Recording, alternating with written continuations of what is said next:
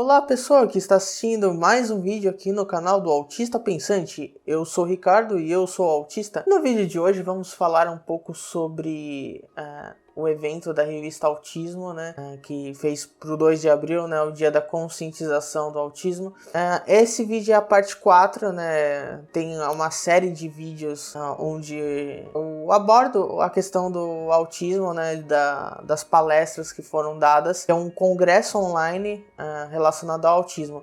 Se você gostou do tema, já deixa o seu gostei aqui embaixo e depois comenta o que você achou do vídeo. Basicamente eu vou tratar de mais 5 vídeos do evento e os vídeos são: manejo das dificuldades comportamentais do autismo, evidências científicas do método TEACH, PECs e comunicação, como ensinar, avaliação qualitativa de habilidades cognitivas do autista e, por último, autistas nas universidades brasileiras. Iniciando pelo primeiro vídeo, eu vou falar um pouco sobre o manejo das dificuldades comportamentais do autismo pela psicóloga Meca Andrade. Um pouco aqui do currículo dela. Ela é diretora do grupo Método Intervenção Comportamental e guarde esse nome que eu vou falar no final. Agora eu vou ler porque é uns nomes um pouco grandes, então para não soar errado. É doutoranda em análise comportamental pela Western New England University em Springfield, Massachusetts. Mestrado em análise do comportamento aplicado, que é o ABA, né, no caso, na Northeastern University. Eu não sei pronunciar o nome direito dessa universidade. E formação em psicologia pela PUC de São Paulo. No primeiro momento, ela fala um pouco sobre o gerenciamento de crises, que no caso ela colocou crises comportamentais graves. Pode ser traduzido como meltdown. Ela usa, pelo menos nesse início, o contexto do coronavírus, que mesmo o autista não tendo essa dificuldade, pode ocorrer pelo fato de estar em casa, o desencadeamento dessa crise. Então você já pode meio que saber que a palavra-chave dessa palestra é desencadeamento de crise. Com isso, ela utiliza um gráfico que tem 2 ondulações, e uma é relacionada ao comportamento motor e a segunda é relacionada à atividade cognitiva. Enquanto um fica na parte de cima, o outro fica a uma ondulação inferior, no caso. A questão é que ela utiliza esse gráfico muito para falar que, mesmo sendo autista ou neurotípico, a pessoa tem diferentes oscilações dependendo de como ela se porta no dia, dependendo do estado emocional dela. Se ela está trabalhando e recebeu uma notícia ruim do chefe, as situações podem ser variadas, então não tem uma diferenciação, pelo menos a princípio, de que tem uma diferença entre autista ou neurotípico. A diferença é que, no caso do autista, há uma oscilação maior, o que gera o pico da crise, mas já vou chegar nesse ponto do pico da crise. No caso do autista, há um fator desencadeador que faz com que há uma oscilação muito acentuada no caso da agitação, que é no caso do estresse. E ela aponta que sempre tem um motivo, apesar do motivo não estar visível ou não ser facilmente identificado, sempre tem um motivo para esse fator desencadeador ocorrer. Ela usa até um exemplo da tutora, que a criança está brincando com um iPad, por exemplo. Aí chega a tutora para fazer a sessão, né? O que gera o famoso desencadeamento. Tem outros exemplos que eu inclusive posso dar, como por exemplo, uma hipersensibilidade ao som, uma hipersensibilidade ao toque, a questão da luz, enfim, vários fatores podem ser motivo para desencadear um pico de estresse e o famoso meltdown. Ela fala que existe um certo padrão no processo de desencadeamento. Ela fala que começa pelo choro, depois fala a questão de jogar objetos, seja na pessoa, seja em algum outro canto, uma parede, por exemplo, seja depois dessas 2 etapas, se jogar no chão. Ela fala que não existe um padrão determinado. Cada autista vai ter um padrão, não necessariamente vai ocorrer esse padrão toda vez, mas que vai ser similar. Esse processo se chama aceleração, de acordo com ela. Eu falei da questão de hipersensibilidade, mas também tem relação com a questão de ser obrigado a utilizar da sua comunicação oral. Porque ao chegar à tutora, pode ocorrer de a criança já saber que vou ter que me comunicar, o que gera algum tipo de estresse. Isso me ocorreu várias vezes, inclusive. Porque imagina, mesmo você sendo criança, não tendo autonomia legal para fazer qualquer coisa, por exemplo, você não vai querer que alguém te atrapalhe pra simplesmente você ter que ficar se comunicando com uma pessoa que você vê uma vez na semana ou 2 vezes no máximo. Ela fala algumas partes em relação ao pico da aceleração, né, ao pico de estresse, que pode ocorrer autoagressão ou agressão a outras pessoas. Um dos pontos que ela fala é mais a questão da desaceleração, que, como o próprio nome diz, é fazer com que o pico diminua ou que não chegue nesse pico. Ela dá até alguns exemplos, como pedir para o autista trocar roupa, por exemplo, se caso um dos fatores desencadeamento, né, que gera esse processo, durante esse processo seja o mijar das calças, por exemplo. Ela deu esse exemplo de você quer trocar a roupa, aí a pessoa já fica mais suscetível à diminuição desse pico. E com relação ao pico em si, ela fala que não há mais diálogo, que o que importa é você proteger o ambiente para de repente ter alguma coisa que possa machucar outra pessoa, se proteger e esperar o tempo passar para justamente depois você voltar com a atividade que você já estava fazendo com o autista, no caso. Isso é um pouco ruim, porque o autista nem sempre quer falar. Claro que existem autistas que falam, que tem um diálogo oral, mas isso gasta uma energia muito grande. Inclusive, eu sou da área da publicidade, mesmo sendo da comunicação social, eu não tenho uma energia tão grande para ficar tanto tempo falando, porque isso gera uma forma de estresse, e estresse leva a crise eventualmente. Então, basicamente, esse foi a palestra dela. Antes de ir para a próxima, eu dei uma pesquisada sobre os sites que ela chegou a citar, né, no vídeo. Eu cheguei no site do Grupo Método e achei algumas coisas interessantes. Logo na home do site, né, na página inicial, eu vou fazer até uma citação que eu peguei do próprio site. Depois eu vou dar uma analisada com vocês. Nós produzimos mudanças positivas, significativas e duradouras na vida de nossos clientes. Essa é a questão. Por quê? O que seriam os clientes? Os clientes são os pais, certo? O que os pais querem, pelo menos na grande maioria das vezes, é fazer com que o filho pare de encher o saco, pare de ficar fazendo ecolalia. Ele não se comunica direito. Enfim, isso me pareceu muito uma espécie de querer moldar o filho à sua própria maneira, né? Aquela velha história de que os pais acham que o filho é propriedade deles, como se tivesse um documento de posse. Continuando a citação: os profissionais possuem formação acadêmica em análise experimental do comportamento e análise do comportamento aplicada, ABA. Não tem nem o que dizer, eu já falei no outro vídeo sobre o ABA, desse mesmo evento, acho que o vídeo 2, eu falei sobre o ABA, onde não tem estudos conclusivos em relação à eficácia desse método. Aí uma questão interessante, que eu vou citar agora também, que está no site. Na parte de missão, visão e valores, né, que a maioria dos sites tem, na parte de institucional. Valores: ética na relação com o cliente, famílias, equipe e colegas de trabalho. Só nesse site não vi nada relacionado ao autista em si, só vejo a relação à questão da clínica, aos profissionais de saúde, a própria empresa em si, o Grupo Método e os pais de autistas, nada sobre o autista. Isso diz muita coisa. Mas enfim, eu cheguei a um outro site chamado Amplitude, mais exatamente o nome é Projeto Amplitude, que tá na parte do blog do Grupo Método. Não sei por que levou para outro site, mas é isso. No Projeto Amplitude eu achei outras coisas interessantes. A primeira delas é que dentro das finalidades do projeto, usa-se o termo crianças portadoras de transtornos. Isso é algo abominável, de verdade, porque é como se a criança estivesse portando autismo, como se ela tivesse adquirido autismo durante a vida, e existem pesquisas, obviamente não são conclusivas totalmente, porque eu já falei no outro vídeo que enquanto um tá falando de 97% da causa do autismo ser genético e 3% ser fator externo, há outros estudos que falam que o fator externo é muito maior, enfim. Eu falei no outro vídeo já.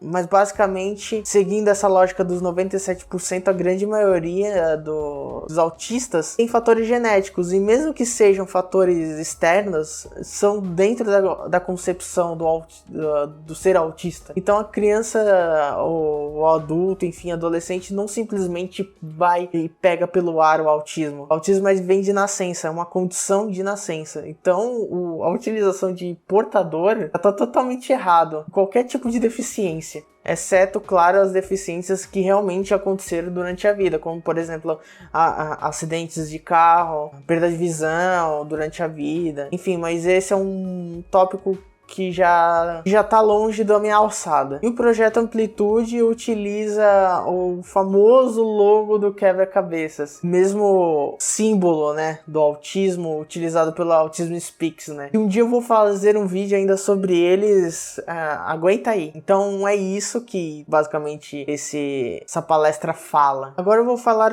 sobre a segunda palestra do vídeo, da Viviane de Leon. O tema é Evidências Científicas do Método Teach. Ela é terapeuta ocupacional, e ela fala a mesma coisa, mais ou menos assim, só trocando as palavras, que a Maria Elisa Fonseca falou no outro vídeo que eu expliquei. Ela falou que o método Teach foi feito pela Universidade da Carolina do Norte. Ela fala que o método Teach se baseia na pesquisa acadêmica, o que eu já falei sobre isso no outro vídeo, né, que não tem, apesar de parecer, ao meu ver, melhor que o ABA, não tem uma conclusão nesses estudos. É um método que está sempre evoluindo, o que é bom, pelo menos. Ela fala um pouco sobre o histórico do método Teach, falando um pouco que nasceu na década de 1970 como psicoterapia para adultos, e a partir da década de 1990 começou a ser utilizado para os autistas. Ela falou uma coisa que eu não entendi direito. Ela fala que, apesar dos estudos, nem sempre esses estudos que é a parte da teoria tem uma aplicação na vida real. Eu achei um pouco estranho, porque quando você fala em estudos relacionados ao tratamento de alguma coisa, voltado para a aplicação de uma coisa, como você pode dizer, falar que esse método tem por objetivo uma aplicação, sendo que os próprios estudos estão sendo usados para isso, só que depois você fala que não existe uma possibilidade de 100% de aplicação. Deve ser porque, como ela falou, é um tipo de estudo que ainda é novo, mas mesmo assim me soou estranho. Depois ela começa a falar tudo que a Maria Elisa Fonseca no outro vídeo falou sobre as etapas do Teach, que é a estrutura física, né, o ambiente onde o autista está inserido, os chamados programadores visuais, que são basicamente as instruções que o autista vai receber visualmente no caso das imagens, stickers, enfim, na parede, na mesa, enfim, com instruções do que ele tem que fazer ou não. O que leva aos sistemas de trabalho, que é tudo muito organizado, junto com as imagens, fazem com que o autista tenha uma facilidade melhor em fazer as tarefas que foram designadas para ele. E por último, os materiais estruturados, que são meio que a junção de tudo isso, que é colocar tudo de uma forma organizada, tanto em clareza, em instrução, quanto visualmente, no caso. O método Teach me parece interessante porque ela também falou algo que a Maria Elisa Fonseca também abordou no vídeo 2 que eu disse, que é em relação à adaptabilidade do método Teach. Que isso varia, esse método, a aplicação no caso, varia de acordo com a trajetória de vida da pessoa. Então você não vai aplicar o método Teach para uma criança, por exemplo, de 9, 10 anos, da mesma forma que você aplica para uma criança de 13, 14, por exemplo. A questão do método Teach é que ela, pelo menos pelo que ela fala, e a Maria Elisa Fonseca também deu uma pincelada sobre isso, é que há uma troca de imagens. A criança faz a atividade, recebe uma imagem e dá essa imagem em troca de alguma coisa. E isso me parece um pouquinho com aba, só que de forma bem mais extensa, não é algo que você faz e já recebe.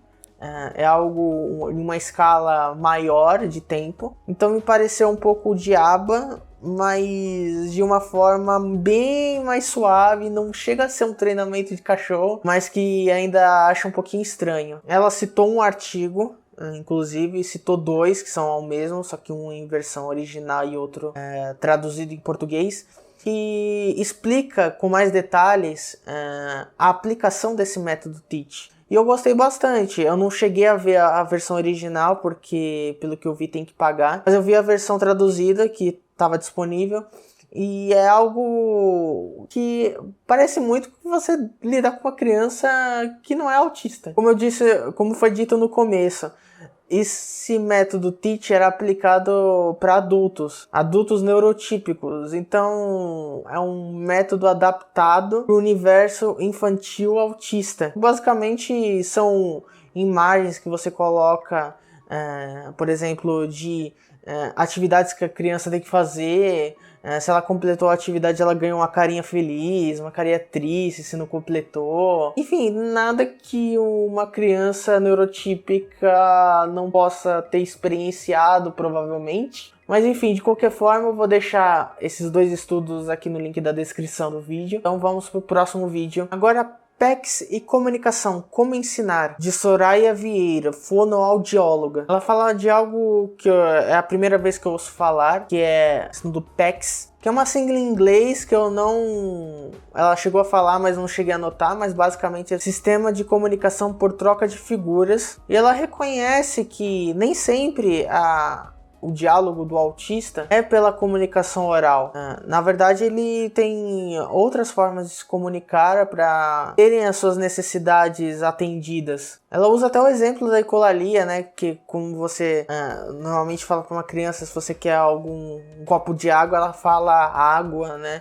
Mas não necessariamente está pedindo ou não está negando, enfim, o copo de água. Aí eu vou fazer uma citação do que ela falou, né? Do que é o PECs, de acordo com os criadores do mesmo, né? Óbvio. A comunicação, no caso do PECs, é o comportamento que é dirigido a outra pessoa, e essa pessoa entrega um reforço social ou tangível. Basicamente se assemelhando ao ABA, mas não tanto, que eu já vou chegar nesse ponto. Enfim, ela fala que a comunicação pode ser pelo diálogo oral, pelo apontar ou, no caso do PECs, pela troca de figuras. Nada muito além do método Teach, né, que eu acabei de falar. Outra citação do que ela falou no vídeo, dessa vez o que é a linguagem.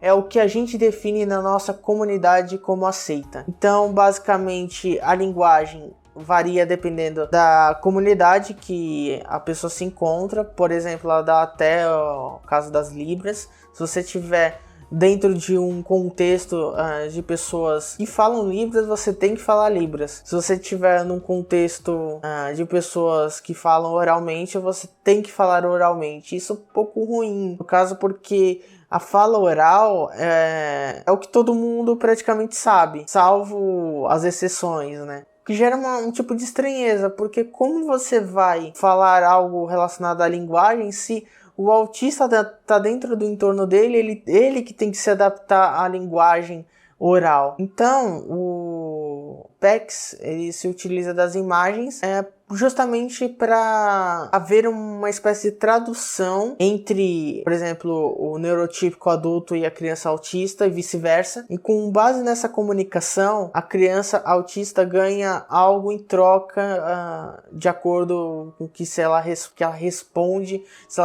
de maneira certa às imagens. O objetivo do PECs também é fazer com que o autista tenha a iniciativa de se comunicar. No caso das imagens, em troca de algo. Aí depois ela fala sobre 2 dados durante o vídeo, um em relação à idade de comunicação oral e a dificuldade da comunicação oral dos autistas. O primeiro dado, respectivamente, né, tem relação com entre 25% e 30% dos autistas desenvolvem a fala entre 12 e 18 anos, mas depois esse desenvolvimento se perde com o tempo, fazendo com que o autista regrida na sua comunicação oral, ou pelo menos tenha uma estagnação. E no caso, o segundo dado é que 40% dos autistas não se desenvolve sequer a fala. Ela não especificou se é todo o espectro ou se é só no caso do atual Asperger, né? Eu creio que ela, pelo número, né, de 40%, que é um número alto, que ela está incluindo o famoso autista clássico, né?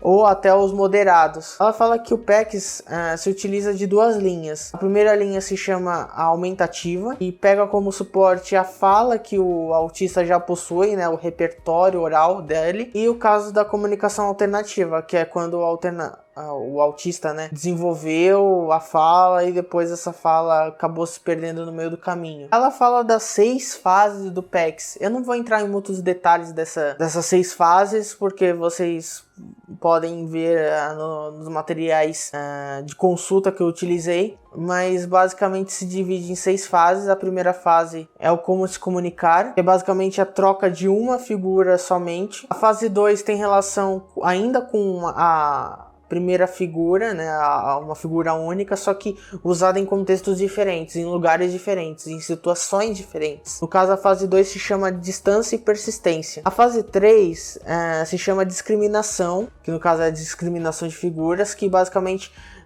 o número de figura aumenta de 1 para 2, onde são colocados em uma espécie de pasta, onde são colocados ou removidos imagens de acordo com a necessidade. Fase 4, estrutura de sentença, que em resumo é a construção de frases simples. Fase 5, respondendo a perguntas, que como o próprio nome diz, o PECS é utilizado pelos autistas, né, as imagens, né, que estão nessa maletinha, enfim, para responder a uma necessidade. Por exemplo, o autista neurotípico pergunta para a criança o que ela quer e ela responde por meio da imagem. E a fase 6, que é a fase final, que é o comentando, que é um pouco parecido com a fase 5, só que usando outras frases. Por exemplo, o que você vê, o que você quer, o que é isso.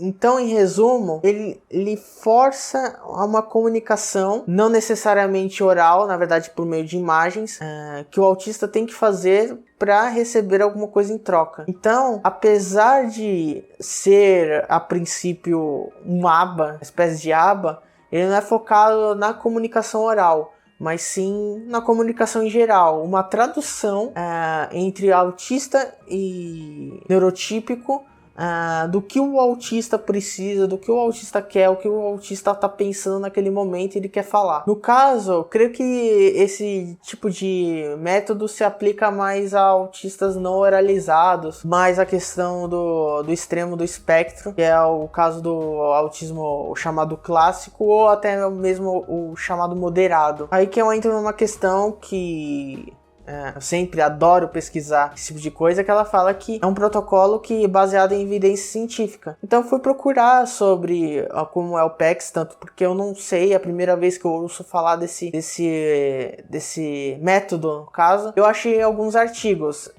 Eu vou deixar aqui no link da descrição um artigo, o mais recente que eu achei, falando sobre isso. É um estudo em espanhol, que na verdade, pela que eu coloquei na tradução do Google Tradutor, deu em galego, mas eu vou citar o nome do artigo, que é Análise de Programas Psicoeducativos para Alunos com Transtorno do Espectro Autista. Eu dei uma traduzida, né, porque tá em espanhol. Na parte de resultados e discussão, na página 7, eu vou citar o trecho que eu peguei, né, dos resultados, que basicamente é isso.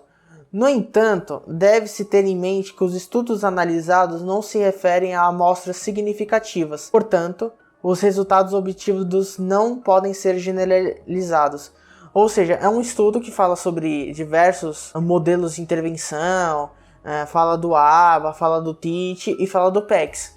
E no caso do PECS, ele fala essa característica, esse resultado que não teve uma amostra significativa, o que prejudica no estudo. No final fala o seguinte: revela os seguintes resultados e conclusões acerca do PECS. Pequenas a moderadas melhorias na comunicação e funcionalidade, efeito pequeno e negativo na fala, impacto limitado na manutenção de melhorias e generalização. E por último, mas não menos importante, o programa pode ser útil, mas não é baseado em evidências. Então, como ela pode dizer simplesmente que é um protocolo baseado em evidências científicas se tem um estudo de 2019 que não fala a mesma coisa que ela, que na verdade fala que não é baseado em evidência científica, o que inclusive é algo que todos que fomentam esses métodos ABA, TEACH, PECS falam, que é baseado em evidência científica, sendo que eu estou pesquisando a maioria dos estudos, principalmente os mais recentes, estudos compiladores, falam exatamente ao contrário, ou que falam que não há evidência suficiente para provar que é um método que tem uma eficácia muito boa. Então é algo que eu fico achando muito estranho, porque as pessoas no evento que falam sobre esses métodos, modelos de intervenção, falam isso, enquanto os próprios estudos dizem que há uma conclusão em relação a isso. Mas enfim, vamos para o próximo vídeo. O vídeo 4 da Sabrina Bandini Ribeiro, que é psicóloga. O tema da palestra dela se chama Avaliação Qualitativa de Habilidades Cognitivas de Autistas. Ela fala um pouco da formação acadêmica dela. Ela diz que tem um doutorado, mas ela não chegou a abordar no vídeo que doutorado é esse. Mas ela tem um mestrado pela Mackenzie em distúrbios do desenvolvimento e tem uma pós-graduação, uma especialização em ABA. Não tem muito o que falar da palestra dela. Ela fala muita coisa que já foi abordada em palestras anteriores, que eu inclusive já fiz vídeos sobre elas. Mas ela fala algumas coisas pontualmente interessantes. A primeira é que a avaliação padronizada para saber se uma pessoa é autista ou não deve ser somente utilizada. Há um complemento que é a avaliação qualitativa. Ela fala durante todo o vídeo como fazer isso, como fazer essa análise. Enfim, eu não vou entrar nesses pormenores, mas há alguns pontos interessantes que eu tenho que comentar de crítica, como por exemplo, o autista não é uma pessoa empática, ou que, por exemplo, o autista não tem uma comunicação oral muito boa, no caso de situações diversas, onde o autista não sabe se portar dependendo da situação, na verdade isso é uma incongruência, porque na verdade são normas sociais e autista é uma deficiência psicossocial, ou seja, ele vai ter uma óbvia dificuldade em se portar em situações sociais. Só que o problema não é a questão do autista, o problema é a questão do entorno dele. Ele está dentro de um contexto neurotípico. É a mesma coisa que você chegar e pedir para um cadeirante levantar da mesa, por exemplo. Ou você querer mostrar uma imagem de Facebook sem legenda alguma, por exemplo, para um cego. Não faz muito sentido isso. Ela fala também sobre algo até senso comum sobre os autistas, de que os autistas não mentem. Algo totalmente estapafúrdio. Claro que eu não vou falar que o autista mente igual ao neurotípico. Ele mente, só que não de uma forma tão facilitada assim, igual NTs. Mas autista mente, óbvio. Autista é uma pessoa, ele tem uma carga social, ele possui uma energia social. O autista, ele não está alheio ao mundo. E o mundo não está alheio ao autista. Um está dialogando com o outro a todo momento. Então, se você simplesmente falar que o autista não mente, é a mesma coisa que você falar que o autista não é um ser humano. Muito estranho. E a outra coisa também, que ela fala que autista não tem dificuldade de organização. Sim, alguns autistas têm uma certa dificuldade de organização, mas isso é por causa das características que vêm junto com o autismo, né? No caso, que alguns chamam de comorbidades, existe o TDA, que é um transtorno de déficit de atenção. E como você deve saber, né, se não sabe, tá sabendo agora, nem sempre o autista tem as mesmas características que outro. Enquanto o autista tem ecolalia, outros não têm. Enquanto uns autistas têm, junto com as características, né, o TDA, né, ou TDAH, outros não têm. Então, simplesmente colocar tudo no mesmo balaio é um pouco errado. Eu nem vou falar sobre a questão dos autistas adultos, que ela fala quase no final da segunda metade do vídeo. Que ela fala sobre a questão do autocuidado, da questão da higiene. Basicamente é o que eu falei durante a parte dela aqui que eu tô falando agora. No caso, que é a questão de se adaptar ao meio social neurotípico. O neurotípico tem muito essa questão de hierarquia, de respeitar a hierarquia.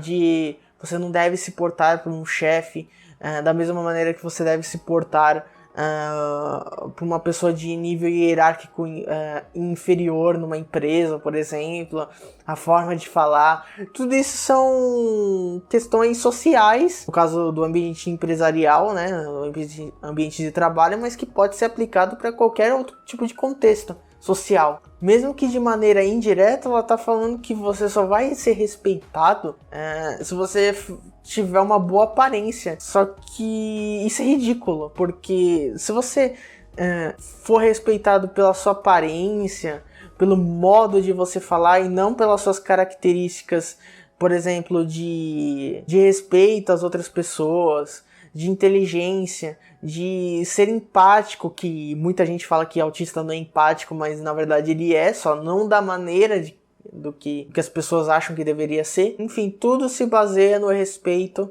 que o autista tem de acordo com como ele se porta ao mundo, de maneira física, de maneira tangível, né? Ninguém se importa com o intangível, a não ser quando é com ecolalias, né? Porque atrapalha o adulto neurotípico, né? Enfim, próximo vídeo e último. Autistas nas universidades brasileiras, de Tiago Abreu. Ele é formado em jornalismo pela Universidade Federal de Goiás e host, né, o dono, né, no caso, do podcast Introvertendo, que é um podcast especializado em autismo, que somente autistas produzem conteúdo para ele, e no caso é o maior podcast do país sobre o tema. Apesar do vídeo dele ter só 9 minutos, mas que foram 9 minutos de muito conhecimento, coisa que eu não sabia exatamente como era, ele tem muita coisa que ele apresentou de dados, questão de pesquisa. Inclusive, 9 minutos é muito pouco tempo, levando em conta que tem mais 4 que eu abordei só hoje, que foram de adultos neurotípicos. Vídeos de 15, 20, 30 minutos, mas enfim, poderia ser um pouco maior, ou que tivesse mais autistas, né? Como se eu já não tivesse repetindo isso há uns 3 vídeos atrás. Mas enfim, ele fala sobre a questão de que é importante ter o relato do autista na universidade, ou sobre a experiência dele, né? Mas que ele foi para uma outra linha, a linha de dados estatísticos sobre o número de autistas nas universidades. Ele fez uma reportagem para a revista Autismo, né, que é a organizadora do evento, chamado Quantos Autistas Há no Ensino Superior Brasileiro. No caso, o estudo visa, né, o objetivo do estudo tem como analisar a comparação entre os autistas existentes na universidade de acordo com dados oficiais e o número de autistas reais que estão nas universidades. E há uma discrepância, porque de acordo com ele, o Censo da Educação Superior, no caso um censo feito pelo INPE em 2018, ele disse que no país inteiro há 1.500 autistas. Só que ele fez um estudo em 3 universidades, no caso federais, em 3 pontos do país. Na Universidade Federal de Goiás, na Universidade Federal do Pará e na Universidade Federal do Rio Grande do Sul. Enfim, são essas 3 universidades.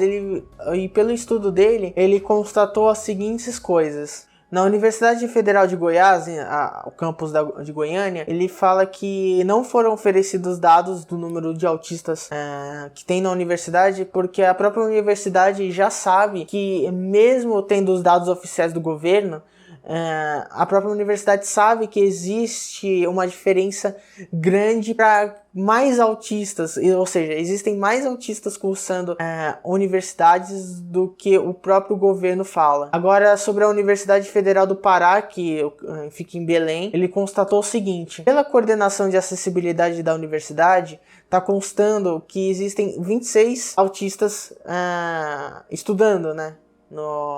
Dentro das dependências da universidade. Porém, o governo fala que dentro dessa universidade só existem 2 pessoas. Então, basicamente, o questionamento é o seguinte: se não existe nem o número exato de autistas cursando ensino superior, como você vai falar sobre a evasão dos autistas dentro desse contexto? Aí ele fala sobre as diversas dificuldades que o autista tem em relação ao ensino superior no Brasil. O primeiro que ele fala é em relação à CID-11. A CID-11, ele vai transformar o transtorno global do desenvolvimento em transtorno do espectro do autismo. Então ele vai tirar tudo aquilo, no caso Asperger, autismo infantil, síndrome de Rett, no caso, e vai colocar tudo dentro dessa nomenclatura. Basicamente, ele vai se adaptar ao DSM-5, que não é usado no Brasil, é usado só no exterior, que é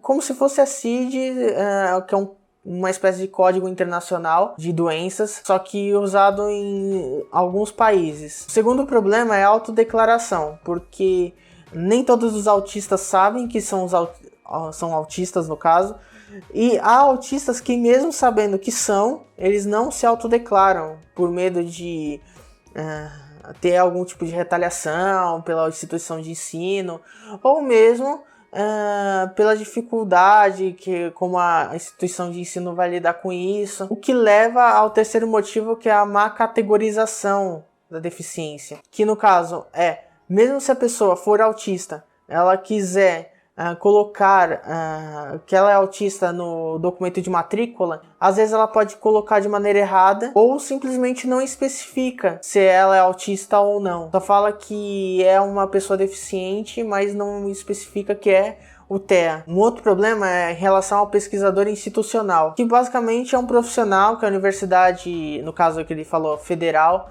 tem de fornecer dados, dados numéricos para o MEC, por meio do INEP. Em resumo, ele fala que os dados têm uma dificuldade de serem fornecidos ou que esse trabalho nem é feito, o que evidencia a total falta de interesse, inclusive de universidades federais, em quererem saber quantos autistas existem dentro do seu quadro de alunos, do corpo discente. A questão do trabalho em grupo é outra dificuldade que os autistas têm bastante, que não preciso nem dizer, a questão da sociabilidade, o que fazem com que o autista, mesmo ele sendo muito bom, ele chega no trabalho em grupo, ele não consegue desenvolver algo muito bom, o que faz com que ele repita a matéria, fique de DP, e ele fique eternamente nesse ciclo, fazendo com que ou ele desista, ou ocorra a questão do jubilamento, que é quando você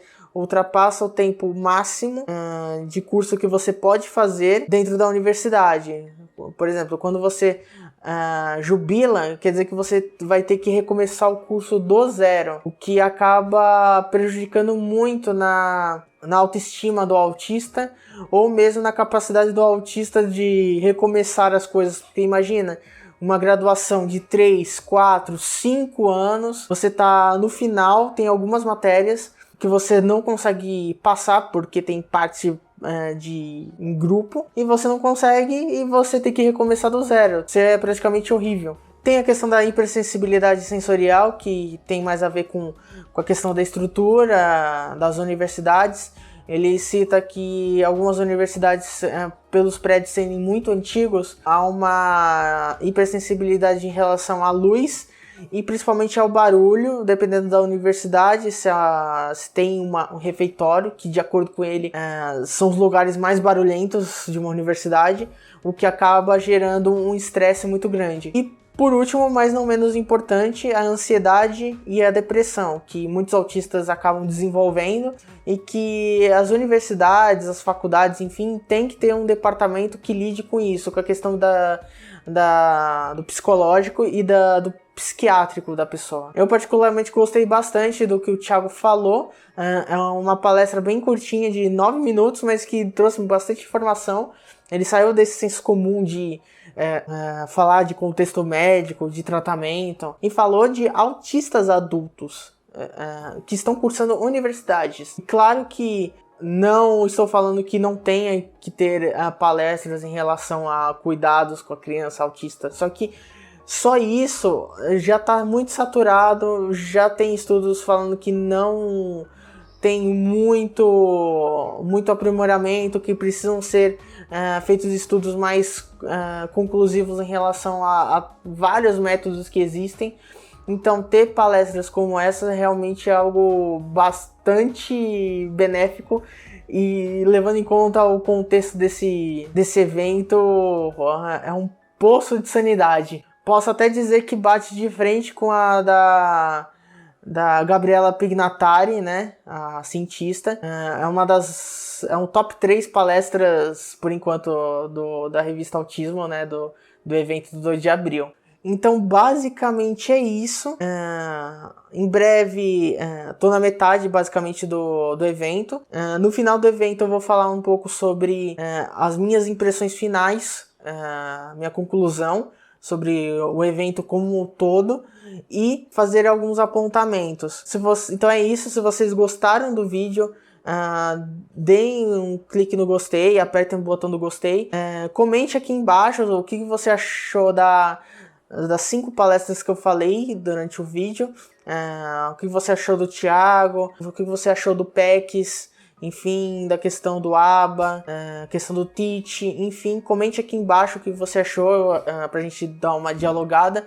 E não se esqueça de compartilhar nas redes sociais e se inscrever no canal, se você não for inscrito. Então é isso, até a próxima, tchau!